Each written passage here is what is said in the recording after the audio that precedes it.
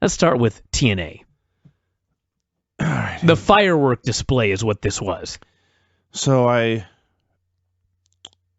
finished my ordeal. I get out of the car. I pop on the computer here to watch the show. And what do I get first? Beatdown Clan versus The Rising, 4-on-3 elimination match where the losing team must disband. Yep. And I thought to myself, wow, The Rising must be stupid to accept a match like this. And the announcers, it was not their exact words, but they were kind of asking, why were The Rising so stupid to accept this match? Yeah. It's patently unfair and the stakes are so high. It's not like just pride was in the line and they just wanted a chance to fight. No. They could no longer be friends. They lost this match. And then the announcers began to tear apart this whole stip, point out, you could just change one or two guys, get a different name, and come back the next day. Just couldn't call themselves Rising anymore. So Loki's working Micah over, and he pins him with a kick, and the crowd doesn't care. Micah.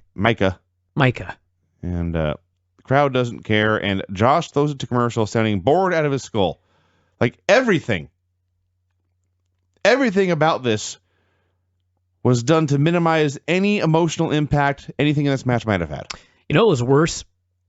I realize that we've missed a lot of Impact shows, but I could not possibly care less about the Beatdown Crew or the Rising. I mean, maybe it's because we missed a lot of shows, but to me, it's just two random factions out of the 9 million factions that we have seen in the history of TNA. Has there ever been a promotion that's had more pointless factions than TNA? Well, the answer is no. Considering everything TNA does is pointless, the answer is no. There have never, if someone compiled a list of every faction in TNA history, you wouldn't even remember 90% of them. And you've watched almost every show they've ever done. So, two teams I couldn't care about, elimination match, it was unfair, nobody cared. I mean, nobody cared about these eliminations. Everybody worked hard. I got to give them that. I guess. But, man, it was dreadful. So Eli Drake hurts himself on a pescado. He's selling his knee or his ankle, and they announce he is out of the match. And they take him to the back. So now it's Drew Galloway 4-on-1, and Drew in there by himself realized, wow, he's gotten really fat. And he's resting for a while. There's 4 or 5 feet of black cable or tape or something in the corner of the ring. No one does anything about it. They just leave it there because they don't care. Just what a rinky-dink company this is. It's so small town and minor league. So the I call them clowns, what the hell? The beatdown clowns, they botch double team, and then Drew pins Loki with a schoolboy, of course. I didn't even know that at the time, but yeah, it was a schoolboy. And then he pins King, who got hit with a kick. So now it's 2-on-1. And then they just beat him up and pin him. Yeah. Going back over this is unbelievably just lame. I mentioned at the very beginning that the beatdown clown... See?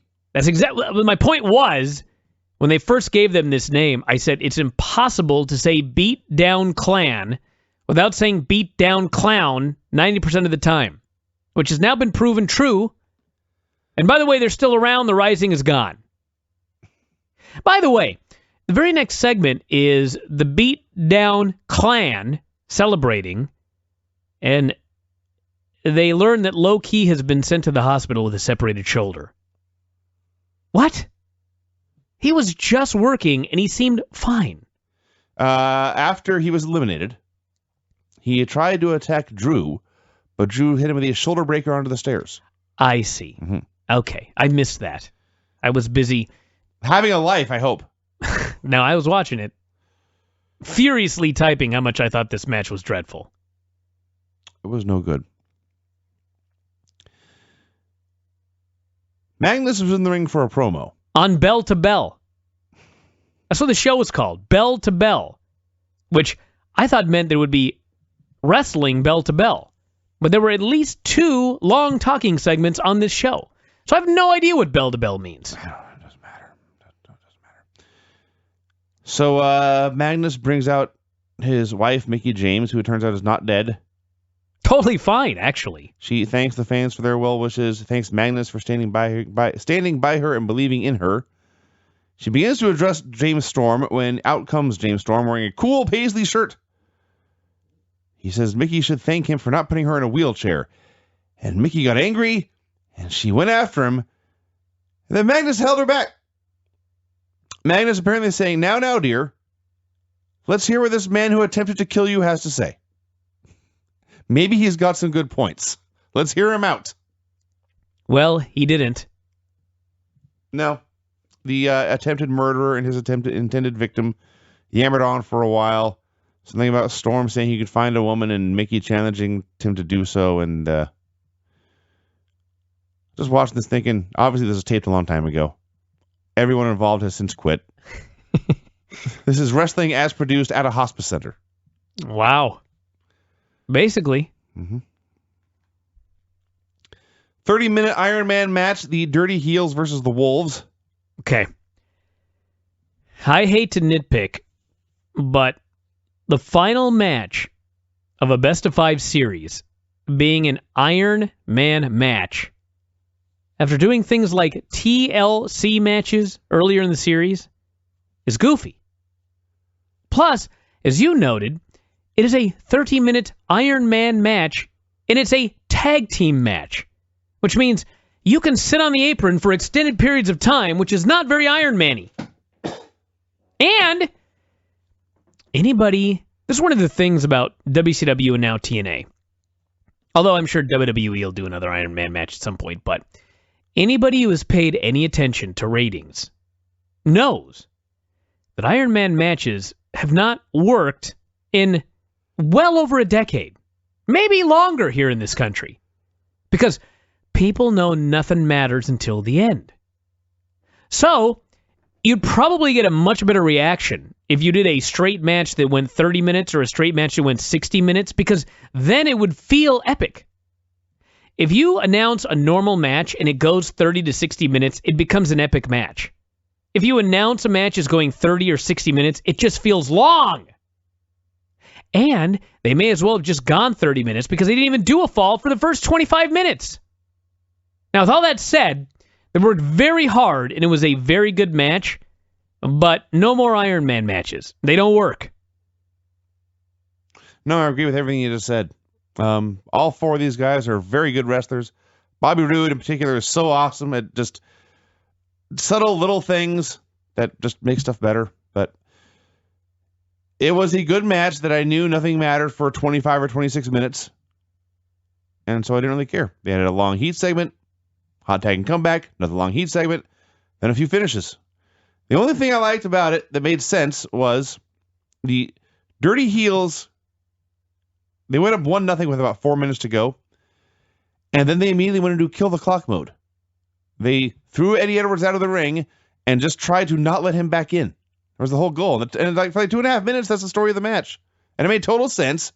And it made sense that the heels would try to sit in the lead and kill clock, don't do anything exciting, and the babyfaces are frantically trying to make their comeback. That made sense and was something you don't always see in Iron Man matches. But otherwise, yeah, a very, very good match. That would have been much better just doing a 30-minute tag match. Wolves won, if we didn't mention that. Oh, yeah. No. Hope so. Aries is gone. That's right. Awesome Kong versus Brooke versus Taryn Terrell for the Knockouts title. I love Taryn. What do you love about her? Huge knockers. Fair enough. And when she sells and she waves her arms like a pterodactyl. Ever seen that? Watch her sell next time. It's amazing. I'm more thinking I've never seen a pterodactyl wave its arms. She stumbles around the ring and her arms just go like this. I'm trying to think. You know what her arms do? When Bailey comes out and she's got those inflatable men and their arms are just going like this, that's how Taryn sells. Got it. Yeah. So Kong did a striking sequence with Taryn that was in absolute slow motion. I don't know if it was in slow motion because Kong's hurt that bad or if because she wanted to make sure Taryn could keep up. And the dollhouse started brawling with Kong on the floor. And this gave Brooke a chance to try and win in the ring. Then the dollhouse knocked Brooke off the ropes, and they jumped Kong from the apron, and Taryn hit a cutter for the win. So the dollhouse are leaving, and then they've been doing this scary video where there's just creepy images and the candle being extinguished, and other than mentioning somewhere that there's like something about taking the dolls out. It's not clear who this is. Well, it's just Gail Kim. Yeah. I didn't even realize she had been gone. I don't know if she's been gone, but yeah. You know what's funny about this match is we'll talk about Nikki Bella. Not a lot, but she's doing the road to 300. God forbid. But she's doing the road to 300. And at the end of this match, Josh, who is a babyface in this match, by the way, mentions that Taryn has been the champion for 231 days. Did you hear that? Something about them. I heard them talking about her title reign. I didn't write down the number. Yeah, 231 days, they said. Now, if you go to Wikipedia, in the list of knockout champions, Taryn won the belt from Havoc on September 16, 2014. No, I'm sorry, September 19, 2014. That's when she won the belt from Havoc. Mm-hmm. So, by the time she lost the title at the tapings, she'd been the champion for 279 days. Okay. That taping took place on June 25. I see. So my point is, this is just like WCW. How do you undercut how long a person has held the title? You know what I mean? Yes. Okay, I understand your point now. I was confused for a second. I mean, it's nothing to care about. It's just amazing that she had been the champion at that time. At the time that they had taped this, she'd probably been champion for like 260 days. And for some reason, they decided to give the stat of 231 to make it less impressive. I was like, Jesus, anything else? And I am sad she ended up losing the title, but what can you do? I'm sad you went to Wikipedia to research the accuracy of her title reign. Well, what I did was when he said 231, I was like, I got to go find out how this compares to Nikki Bella. Wow. All right. And that's what I figured out. That actually Taryn Terrell had significantly more days, but TNA's stat made her have less days. It's just, doesn't matter. It's just funny. So then we got a segment. Now, we didn't watch or review the show where Jeff Jarrett was actually on Impact, but I read about it in the Observer. I saw it on Periscope. Really? Yeah. I don't know if that made it better or worse. I don't really care. Point being, TNA worked everyone in their own company just to make sure that Jarrett's appearance would be a surprise. Because Lord knows a surprise appearance by Jeff Jarrett on a national television wrestling program in 2015 means more than a pile of shit. You know who else didn't know about it? Destination America. Yeah. Yeah. I'm sure they were wondering, hey, why are we, what's the segment here not on the format promoting a wrestling company that we don't have a contract for? That is exactly what they said. And do you know why? Because Destination America is run by rational human beings who think about things logically. No wonder they hate TNA. Now, the point to all this that I'm getting to is, people in TNA think Jeff Jarrett's a big deal. He ain't. He's not. He's nothing. He's irrelevant to the world. He's a non-issue. Wow. So they're plugging this interview with Jeff and Karen Jarrett and Mike Tenay. Mike's like, I can't believe what I saw 7 days ago. And just like, oh, I couldn't believe it the day before. Mike says there going to be more between TNA and Global Force. And Jeff says, Global Force and TNA will have a future together. And it's going to shock people. Then it ended. That was it. That's all he had to say. Then, here's where it really gets amazing. They said, tune in next week. And my eyes bugged out. My jaw hit the floor. They think a selling point to get people to watch their program is tune in next week to hear Jeff Jarrett speak for 60 seconds and make vague, non-committal, meaningless statements. No! I don't want to see more of this. Show me less of this. And I wasn't angry about it. I was sad. Because I do believe they're trying so hard to make a wrestling show and save their company. But they're so dumb. Yeah, this ain't turning the business around, I'm afraid. No. Actually, it is for Jeff. Honest to God. The only one with a clue. I got to write a book about Jeff Jarrett. I know he's buried him, but he is the only one with a clue here. He is. That's what you don't get. No, I get that. This guy had a promotion, Global Force Wrestling, that was running these arenas, and he had no workers. And so he talked TNA into a gimmick where he would do an invasion angle, and he would get access to their talent for his shows. And he came in and won their belt on their pay-per-view. And then he got inducted to the Hall of Fame. And then, I don't even know what. It's amazing what he has managed to finagle here. Yeah. Maybe he can save wrestling. No. He can throw a few more dollars in his own pocket, which is great. That's a wonderful thing to do. I just don't, he's not saving shit. EC3 versus Kurt Angle for the world title. I thought this was great. Well, why don't you talk about it for a while? Well, they had a very, very good match, and Kurt Angle has a tumor in his neck, and he's 46, and he still worked his ass off, and he's still one of the best wrestlers in this business.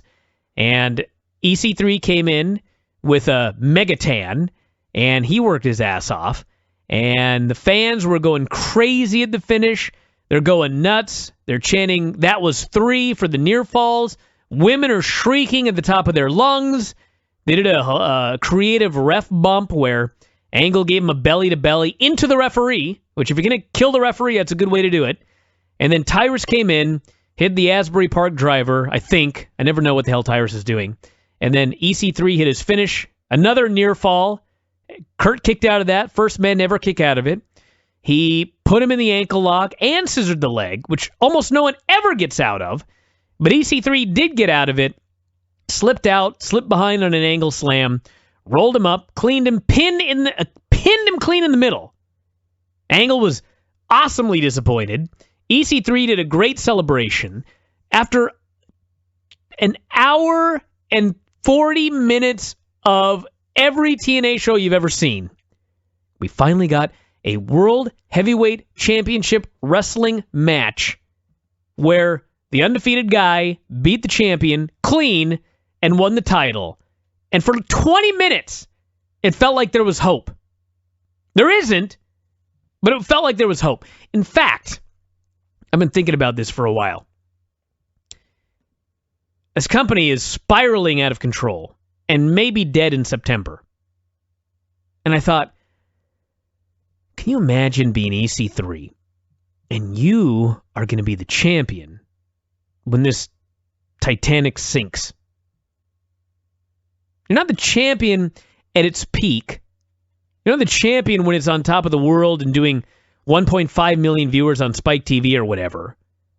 You're the champion when they're doing 300,000 views on Destination America and the ship hit the iceberg and it's taken on water quick. That sucks for that poor guy. He's the guy with the belt as the ship sinks into the icy Atlantic Sea. However, when I watched this match, I was like, you know what? If I was EC3, I'd be proud. Because that was a goddamn great wrestling match that you won that championship in. That someday you can show your kids and they'll go, wow, Daddy was a big deal. So, more power to him. Fortunately, is to wake up the next day, go to work as the ship sinks. But hey, for one match, everything was great. That's my thoughts on this battle. I'm happy for you that you liked this more than I did. I thought it was a Kurt Angle match I have seen 500 times now. And I thought it was a TNA match I've seen 500 times now with lots of interference and a ref bump and all that stuff. And I thought Tyrus, I think he had a big ending. I'm not sure about that either. And my biggest thing about this actually is I thought the whole point of Ethan's whole push and gimmick has been he is a geek. He's a geek who cheats to win or gets lucky and win. And he's never been established as any kind of threat. He's just a geek. So here, his bodyguard's ejected. He has no paid-off ref. There's nothing to defend him. And so Kurt Angle, at the end, has beaten the fuck out of him. Yes, he kicked out of the Angle Slam. But Kurt has him in the ankle lock. And with the leg grapevine, and Ethan's biting down on his wrist pad to fight off the pain, and he gets to the ropes. So Kurt is patiently waiting for this guy to try to get back to his feet. He tries one angle slam, and Ethan slips over the top and hits essentially a sunset flip, and yes, he wins. And what I thought was, wow, Kurt just lost to a destroyed man. Kurt lost to the one-legged man. And Kurt's face, I agree that Kurt's facials were awesome, but it was the look of, I can't believe I screwed that up. And it came off as a match, not that Ethan won, but that Kurt lost. And Ethan happened to be the guy there. I was blown away. They let him, they did not put him over stronger than this, honestly. So, Kurt has a tumor in his neck. He's going to be gone for a while and coming back, apparently. 1 month. Yeah, well, that's not far long at all. God, actually, all things considered, he should take more, well, if there would be a company to come back to, I'd say he should take 6 months off. But Ethan's the champion now, and that is Impact. Well, Vinny, we had Ethan on the show, and he explained somewhat. They've done a shitty job explaining this to you, the viewer, because you had no idea. But the story is that when Ethan first came in, he was protected by his Aunt Dixie because he did suck, and he was a geek, and he had to be helped to win his matches, and he had to be given geeks like Norv Fergal or whatever his name is. But over the last 2 years, he has improved dramatically as a wrestler, and now he is a legitimate threat to anybody. That was supposed to be the story. So let's talk about this TNA show. You sounded like it was trouble. Yeah, well, I mean, here's the thing. So the whole show sucked, okay? But at the very end, it's like there was a moral to the story. Dixie Carter comes in at the end. Ethan Carter's in charge of the show, and the show sucks. So at the end, Dixie Carter comes out and goes, Ethan, this show was an embarrassment, so we need to bring in a guy who, so that was like the idea. The idea is that we purposely booked this terrible show, so at the end, we can say, because Ethan Carter was booking the show, that he did a crappy job of booking. So that was the deal. Absolutely terrible. Yeah, it was not very entertaining at all. I mean, other than... Didn't he defend the title 3 times on one show? Yes, he did. And, so he's a heel, and his decision is, I'm going to be a fighting champion and defend 3 times on one show? I mean... all geeks? One was Norv Furman, and the second was Sharkboy, and the third ended up being Kurt Angle, and he just ran away on that one. Nice. So no, so it's so he comes out and he's going to defend the title 3 times, and then so Matt Hardy challenges him to a title match, and he declines the title match, and he said, "Well, I've already booked you in a tag team match against Aries and Roode, you and Jeff, but your stupid brother broke his leg, so I guess you got a handicap match." So Aries and Roode, beat Matt, and then the Rising came out and. They have to break up because they lost that match last week.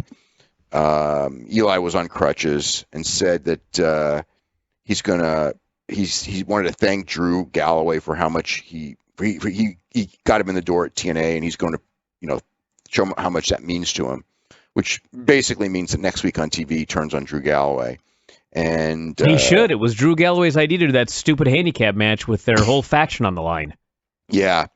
So, Drew does this speech, and Ethan Carter starts like crying, and he said that he had booked the Rising in a 3-on-3 match, but you got no partners, so Galloway had to do a 3-on-1 handicap match. Yes, right after that other geeky handicap match, we got another one which with Koya, Abyss, and Manic, which this one went like 2 minutes, and Drew pinned Manic, so he actually won his handicap match. It was pretty bad, setting up like Koya turning on them. Because Koya had Drew beat, and then Abyss pulled Koya off because Abyss didn't like the idea that Koya was going to get the win. Then Mr. Anderson confronts EC3, and he wants a title match. We congratulated him for winning the title and said that he not only won it, but he won it on his own, and he wanted a title shot. And Ethan Carter turned him down and said that, in fact, you've been booked tonight to win a match with Bram. So he and Bram have a match. By the way, Josh Matthews was going back and forth between heel and face again. It's just is he playing a Bella? I guess that's what he's doing. Yeah. So he's like the John Cena of announcers. That's what and he can't leave because the the announcing's so good that it'll crumble without him. Oh, yeah. Yeah. So this match kind of sucked, and Bram, I think he used a chair and got disqualified in like 2-3 minutes, and he just destroyed EC3 afterwards and kept hitting him with the mic. And he beat him down, and he was pretty good at, that wasn't his beatdown was a pretty effective beatdown. Then we had Robbie and Jesse in a street fight, which, the typical garbage can lids and kendo stick shots. I can't call it a good match, but there were a few cool spots. There were a few cool spots in the match, but it wasn't like they worked well together. And Jesse won with a Boston Crab while Robbie was underneath a chair. So then EC3 bragged that he was going to have 3 5-star matches, which in fact violates every WWE rule about what you're allowed to say on TV. That's right. And said that he was going to have 15 stars. It's going to have a 15-star match. So Bobby Lashley came in, and he wanted a title shot. And EC3 turned him down and said that you're booked against Tyrus. So Bobby said that he didn't mind making That's a punishment. Yeah, he didn't mind making an example out of Tyrus before he gets his title back.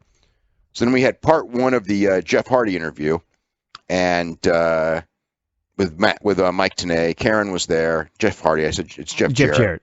Yeah, and Jeff Jarrett said that God opened up doors, and he's sitting here in the impact zone. And was this part 2? We saw a 5-second interview last week where he said nothing. Yeah, he said a little more, but really not that much. He said that, Global Force Wrestling is about bringing promotions together on the same stage and creating dream matches. That's what he said. Huh. How about that? Well, you got to try. Yeah. And so he says he's going to do that with the King of the Mountain title, that it's going to be defended against different people. And he basically said the King of the Mountain title was going to be defended in Global Force Wrestling, which makes no sense because they're doing a tournament for their world title on the next show. The Global Force title on the July 24th show. Well, maybe that'll end up being the King of the Mountain title now. No, because Jeff's going to be defending it. Huh. Yeah. Time for a unification match here pretty quick. Yeah, so EC3 did an interview, and he announced his first opponent was Norv Furnham. Norv Furnham, he mentioned he was the first guy that he beat, so he wanted to give him the first title shot. EC3 did his own ring announcing, and he announced that Norv Furnham weighed 8 kilos, which, for those keeping track, is a little under 18 pounds. And he won that one quick, like real quick. And then he announced himself as the winner. Josh was talking about what a great win this was, what an impressive win, things like that. It was ridiculous.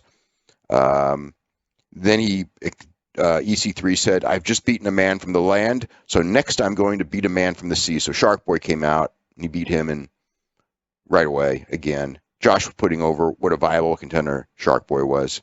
It's like, it sounds like great television. It was great television. So I'm sure, like, if you're listening, you're going like, this announcer is like, by putting this stuff over, is just killing his credibility, and who can believe anything he says, and blah blah blah. But one of the things that in that's unique in TNA, and actually in Lucha Underground as well, is that when your goal is not to actually make money and have no revenue streams, basically, you actually can have an announcer just be, have no credibility, because what does it matter? It's not like he's got to sell you on any angles and sell any tickets, right? I mean, I know, granted, nobody watched that pay-per-view, but they didn't promote anything for the pay-per-view anyway. So what did it matter? So anyway, it's like all the rules are out the window, because we're not in this business to actually sell tickets or do anything. Make money. Yeah. A strange business plan. Yeah, no kidding. So then Kurt Angle came out and had a contract that he can get his rematch whenever he chooses. So he says he's choosing tonight. So they were advertising that. So Bobby Lashley beat Tyrus. Of all the Bobby Lashley matches he's had since he's been back, this was the worst. Then we had another interview with Jeff Jarrett, and they were talking about the TNA relationship, and Mike Tenay was asking him about, how can we make it work? And he says that the whole key to this is the trust factor and having a common goal. Yes, the trust factor. A company that hid Vince Russo from their television partner and hides everything from their talent. And actually in meetings, Taz actually talked about this on his podcast about how in meetings, he was at meetings and Taz was like, you really need to tell the talent, more because the trust factor. And they were just like, we pay them. They don't need to, we don't need to tell them anything. So that's the deal. So Jeff's talking about if everyone's goals are aligned, and the goals of Global Force Wrestling, the goals of TNA are aligned, the sky is the limit. And then he put over, his great memories of TNA, his matches with Kurt Angle, AJ Styles, Samoa Joe, Mick Foley. Common theme. He did mention Bobby Roode, James Storm, Eric Young, and Don West as well. So of all those people that he talked about in TNA, Roode and Storm are the only. Well, Storm's actually gone. Storm's gone. Bobby Roode's working. Yeah, so the only one left in TNA is Bobby Roode, and Bobby Roode's working his show. But yeah, he put over Don West, who they got rid of as an announcer. Yeah, he just put over everybody they got rid of basically.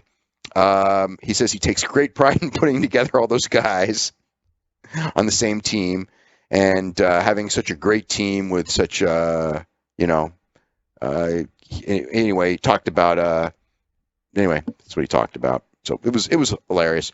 Then we had Madison Rain against Velvet Sky, which Velvet Sky won. And that match was fine if you just like bad women's wrestling because it was bad.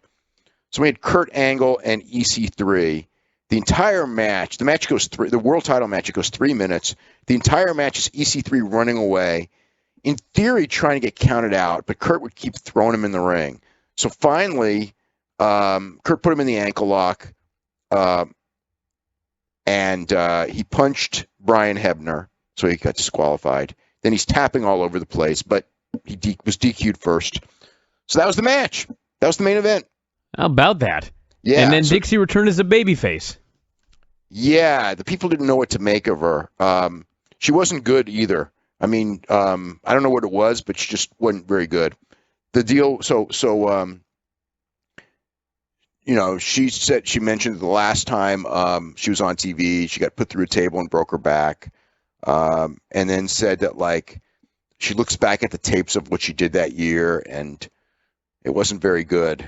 And she was in Funny, fact, I did the same thing. I know. She was, in fact, a monster. I don't even recognize this person. I lied and manipulated, and I have hurt this company. And now you're the one who's out of control. You've been lying to these people, and you put together this terrible TV show. She didn't say terrible TV show, but she just said this, abomination? Yeah, something like. She actually didn't use those words, but she insinuated the TV show that he was not doing a very good job booking the show.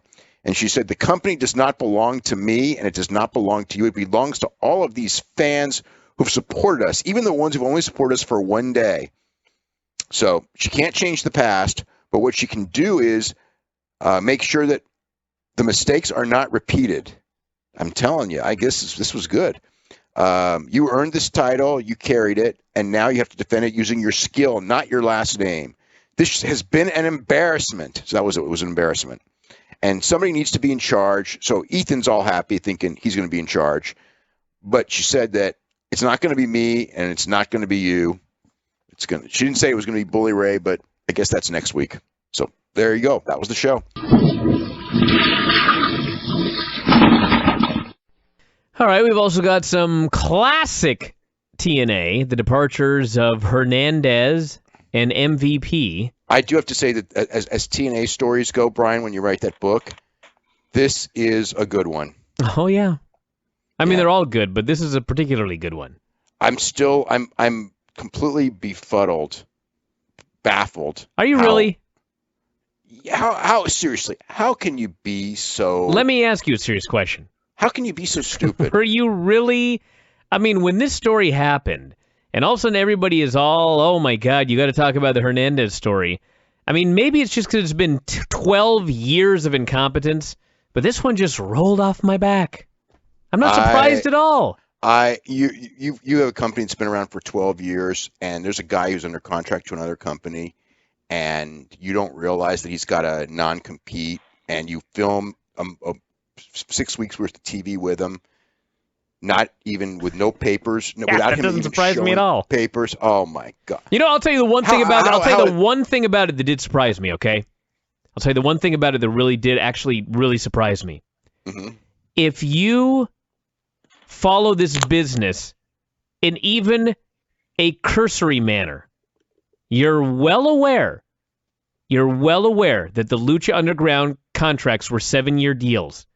Because when this company was starting up, that was a big... for weeks, that was a story. All of these guys that were thinking about it, some turned it down, some didn't want to commit to 7 years. The 7-year thing, you'd have to be a complete idiot to not know that these were 7-year deals. That's why... Now, somebody who could work in wrestling and not say, Hernandez, are you sure this wasn't a 7-year deal like everybody else? Well, that did surprise me. Okay, his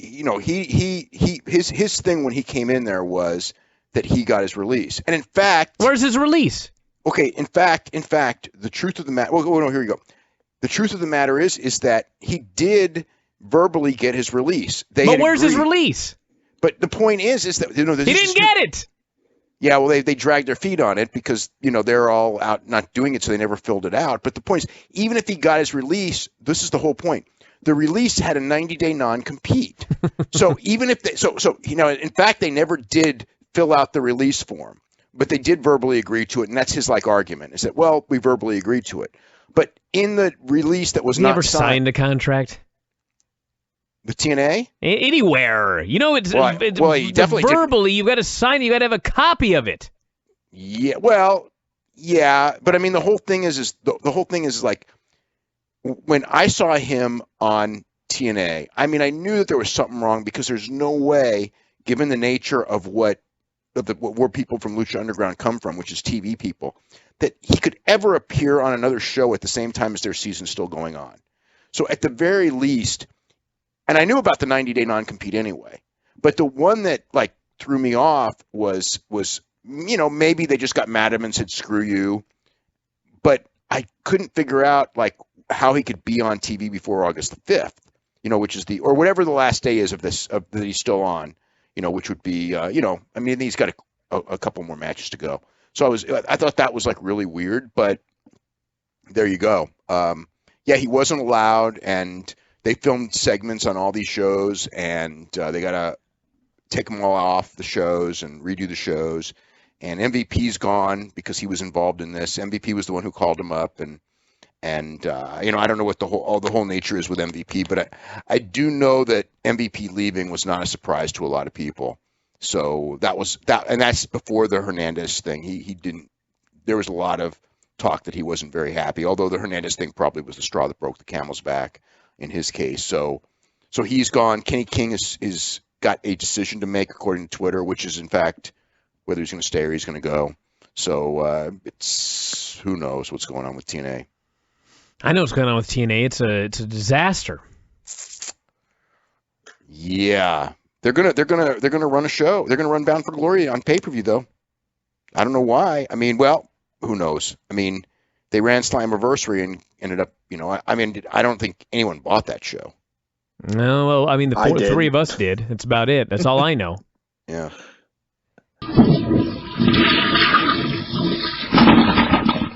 Yeah, TNA tape tonight too. Yeah.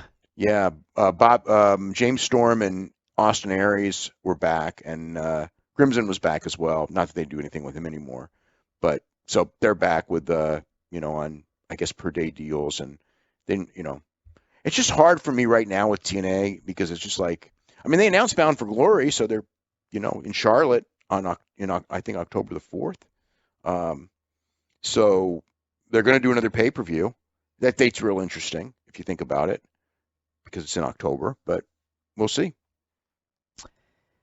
I guess you just got to promote it. You know what I mean? Yep, I guess. I mean, I don't know. We'll see. We'll see what happens. We'll see what happens. We'll see what happens. Who knows what's going to happen? They changed, except for the top guys, they changed people's contracts, which the funny thing is I've talked to some people, and there are some people who are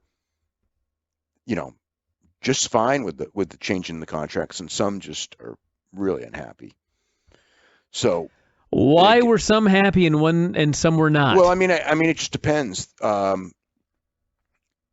If you were on a deal where you're getting paid by the date, but you had a monthly guarantee, but your monthly guarantee is really low, and they increased your pay for the date, the belief is that if you're going to run shows, and you're going to get booked regularly, you're going to make more money. Now, they didn't change guys' contracts to pay them more money. I think that's the one thing. So some people who are thinking about this are probably going like, they're not changing this contract to pay us more money. So therefore, they're the ones who are less happy. The ones who are going like, hey, we're getting paid more for the date, by the date, and their monthly guarantee wasn't much anyway. Sounds better. And they can still work all the indies that they can, as long as TNA will have first rights on dates. They still haven't, even though they said they were going to be doing like a full schedule and everything, they still have not announced any shows other than that show in York, Pennsylvania, which still has front row tickets available. Front row? Yeah, but the front row may be jacked up in price, so it may not be as bad as it sounds. But it may be worse than it sounds. Who knows? But they still have front row available. So, yeah. So TNA's, I don't know. It's just hard for me to get into TNA right now. Just not that it isn't good, because the TV's been sometimes as the TV. The TV 2 weeks ago was bad, and then last week I was busy with there was UFC that night and so many other things going on, and I just didn't even watch it. And this one I haven't had a chance to watch, although I'll probably watch it tomorrow. But it wasn't like I was like, I got to watch this. It was like I felt like I had to watch Lucha Underground first and Ring of Honor first. So.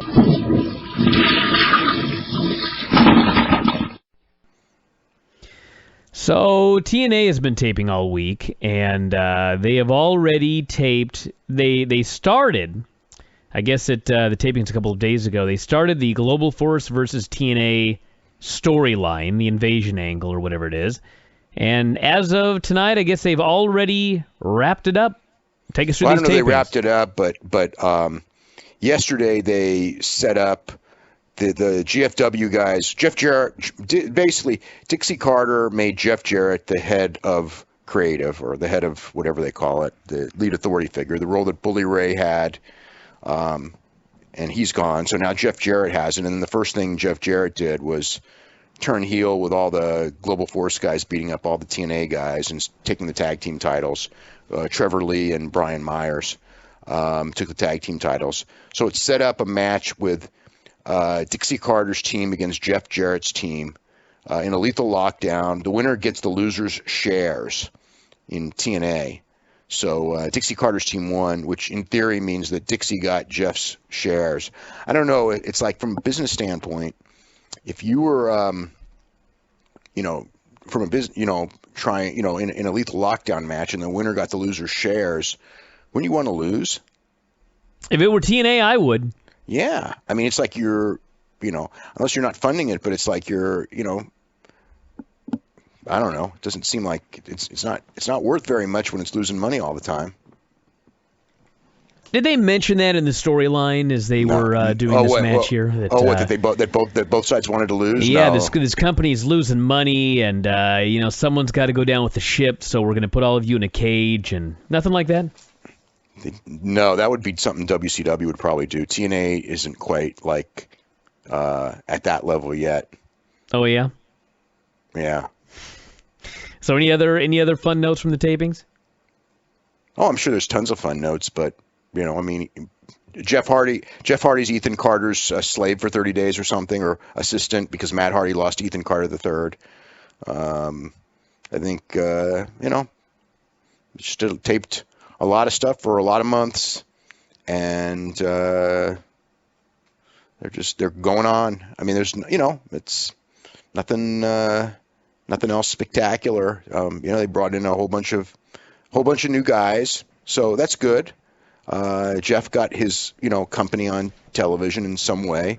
I don't know what's going to happen with these two companies in next year, but we'll see. I mean, Global Force has, as far as I could tell, Global Force has nothing after October, and TNA's got nothing now, except for a house show here and there until England. So England in January? yeah, they'll probably have to do another taping at some point. But who knows? For what? For YouTube? International. I I guess it is international, yeah. They still got international commitments. They're probably going to stay afloat in some way, shape, or form. I don't think they're going to completely fold. It's not like they have big overhead now. I mean, they've gotten rid of all of the – they're basically trying to get rid of all the guaranteed contracts, so the overhead's down.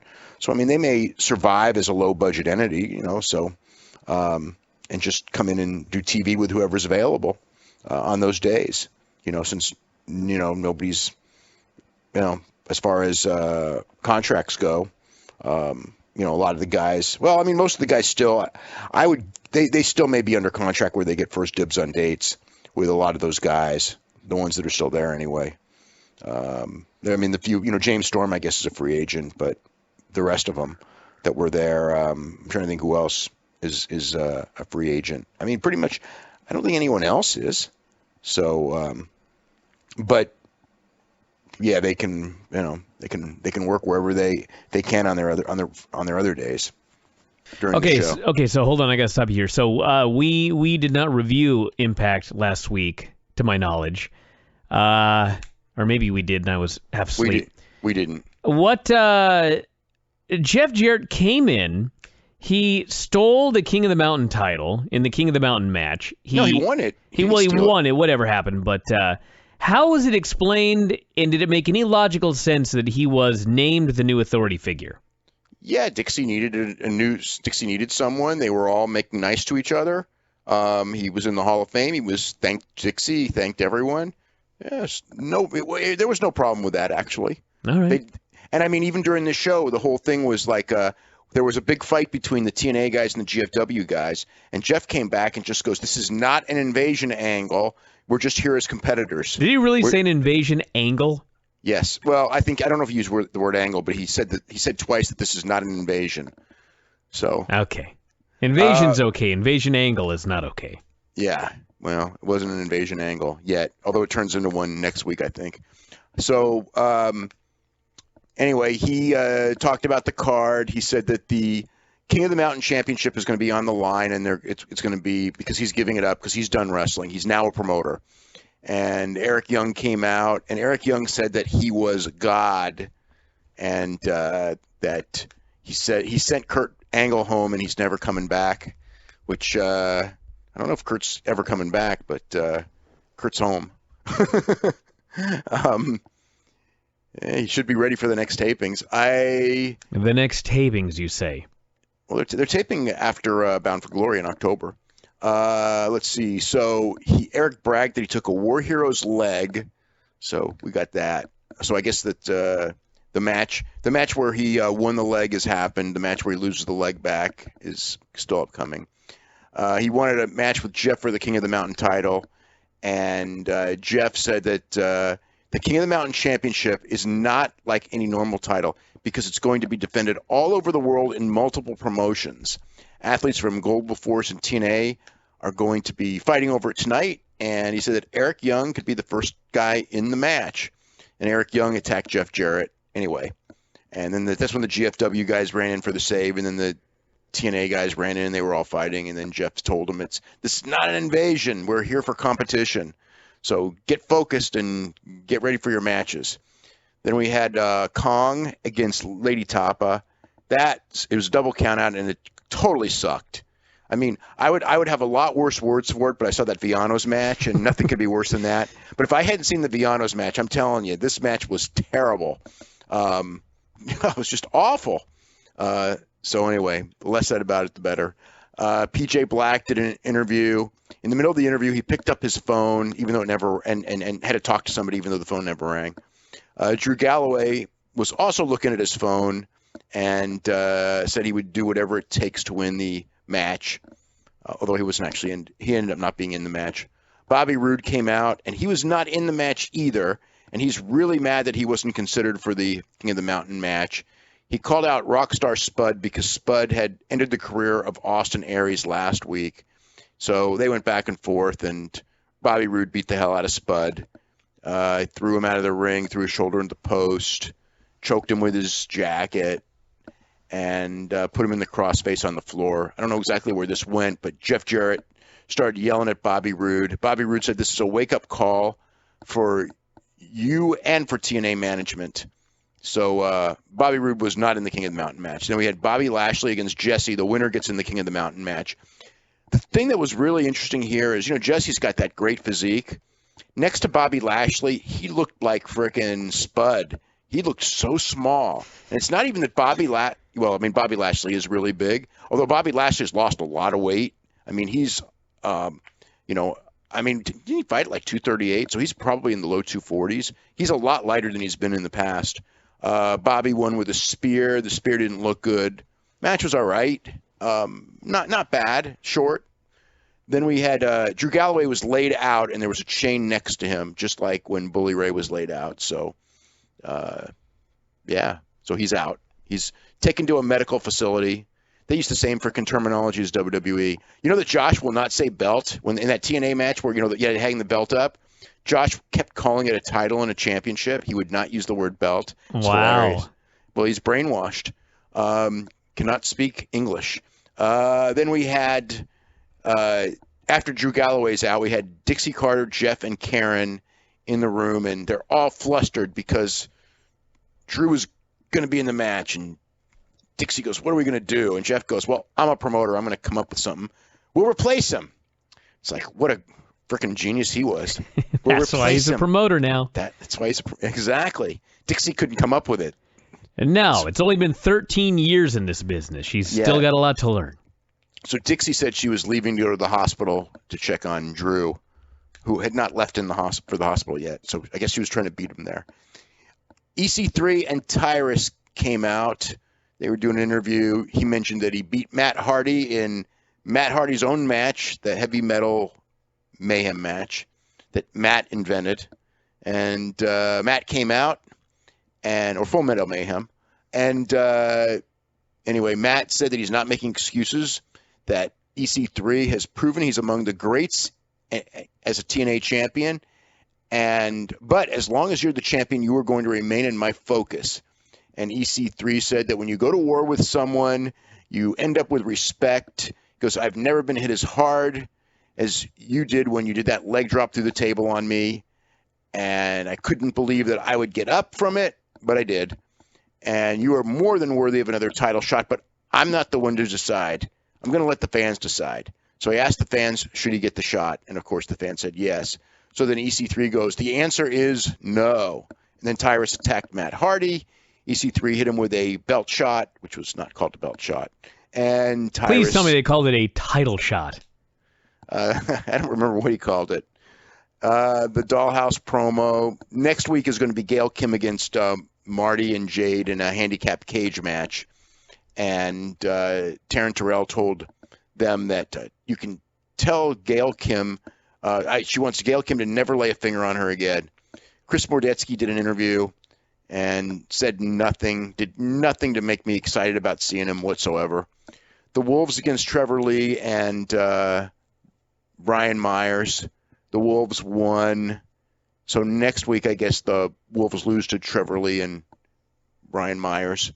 The action was good, but I can't say Myers and Trevor Lee, it's not like they showed anything special or anything. I mean, Trevor Lee's real good, but if like you watched it, you would just think he's just a guy.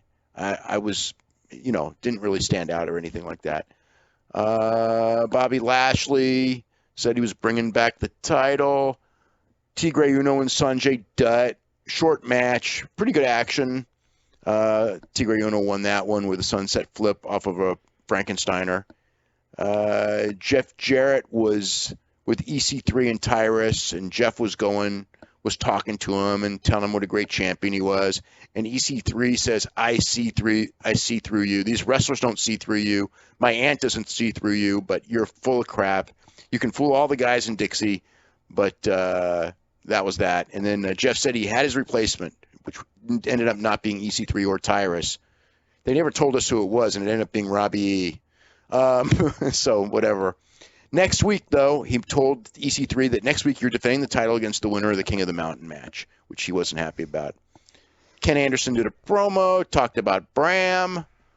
He said that Bram beat him up so bad with his own microphone that he thought maybe I should just go home and be a dad. But nope, I'm going to go home and be a dad on my own time and when I'm ready to, and I'm not ready to. So next week there is a open mic challenge, which is actually a mic coming from the ceiling, and you can use the mic as a weapon with Bram against Ken Anderson. You can use the mic as a weapon? Yes. Huh. And then we had the King of the Mountain match was Robbie E., PJ Black, Chris Mordetsky, Eric Young, and Bobby Lashley. And it never was that exciting. There was nothing wrong with it. It was like, I would call it like kind of an average-ish match. Not like a lot of the TNA main events that are really good. It's just, that whole King of the Mountain thing, it's kind of hard. I don't think people really have it all figured out. The whole thing with the penalty box and all the pins. And it's like they had all these pins really quick. Everybody was getting pinned left and right. It was like being pinned was no big deal. So that's kind of what it was. And then at the end, a lot of guys were climbing the ladder. It was like it wasn't booked badly in the sense that you would have guys climbing the ladder like a ladder match and guys knocking them off. And physically what they did was pretty good, but the people didn't really care who won. They don't know how, they don't know PJ Black. They don't really care about Mordetsky. They don't care about Robbie E. They really didn't even seem to care about Eric Young and Lashley, but they probably cared about them more than the other guys. The finish was Eric Young was about to win, and he had the belt in his hands, and Bobby Lashley jumped off the top ropes and speared Eric Young off the ladder, and then PJ Black, who was also on the ladder, hit a 450 knee drop from the middle of the ladder onto Bobby Lashley, picked up the belt, and hung it up to win. So next week it's EC3 against PJ Black. So that's that. It was a show. It was not a bad show. It was not a good show. Just a show.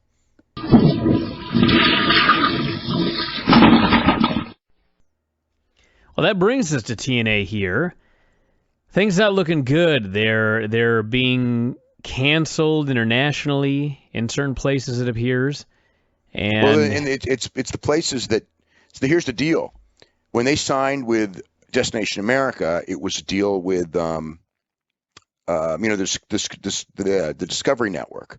So the Discovery Network, if you remember very early on, except for the markets that TNA already had television, the Discovery Network would as part of the deal was going to syndicate their shows internationally. So what's happening is in the markets that Discovery made the deals, they're starting to disappear in those markets, which doesn't look good. I mean, it's not just one; it's several. So it's I mean, they've got that out clause at the end of this. Well, it's not quite September, but the end of September, they've got that out clause, and nobody has said anything. I mean, it's the fact that they have scheduled no future television. No one said taping. anything publicly. No one said anything publicly. They've no one's given them the thumbs up. Even them themselves, no one's saying it's thumbs up. They have not scheduled October television tapings when they're taped. They're taped through the end of this month, and there's no future tapings. I mean, I know that there's talk of India tapings in November, which may happen. They're trying to get other international deals, but it's definitely a tough situation right now, without a doubt. Raw's Monday, tomorrow night, tonight. We've got Sting, they've announced, is going to appear in the opening segment, hyping up the WWE title match with Seth Rollins at Night of Champions. They're doing a Beat the Clock challenge with, I believe, all of Team PCB. Yes. Okay, so the deal there is what we said last week. When they did that segment with The Miz, the idea of that segment was that all three would end up building up this challenge where the three compete for the championship match with Nikki Bella at Night of Champions. Can you believe we're already at the part where they're having problems? Well, they haven't. Yeah, I know that's stupid anyway. You're right, because it's way too early. But the thing is like, did you get that? Nobody got that message in that segment. No, it was a complete mystery until it was explained later. Yeah, but even when it was explained, it was like, how did anyone expect with that script writing for anyone to come to that conclusion? It was the script writing there was just abysmal. So that, but yeah, the thing, we'll see what happens with the beat the clock thing. I mean, the winner gets Nikki Bella at Night of Champions is the right. stip. Yeah. So as far as being a focal point of the show, they're a focal point of the show. They're going to have 3 matches from there, and there may be another one for all I know, but there's definitely 3 women's singles matches on this show, probably short. And what will be interesting is if if these will be the first matches where they won't have the cheerleading aspect, and they'll have to go out there and on their own without the other women, as soon as the crowd dies, pounding on the mat to get the crowd back up. So that's, and it'll be interesting also to see who they wrestle in those matches. So yeah, that's going to be, we'll see what happens.